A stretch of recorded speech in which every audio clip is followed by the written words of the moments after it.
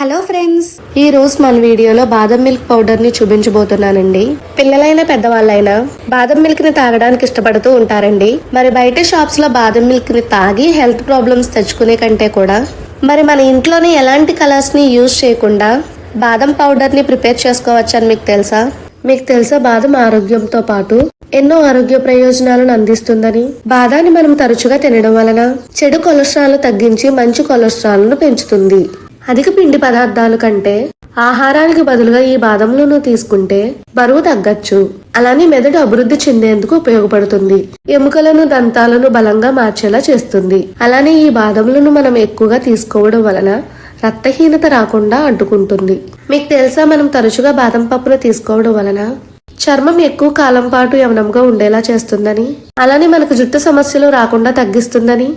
రోజు గుప్పెడు బాదంని తింటే చాలండి, కావలసిన శక్తిని లభించడమే కాకుండా కడుపు నిండిన భావం కలిగి ఆకలి వేయదు. నేనైతే ఈ రోజు బాదం మిల్క్ పౌడర్ ని చాలా ఈజీగా అలానే చాలా టేస్టీగా ఎలా చేసుకోవాలో చూపించబోతున్నానండి.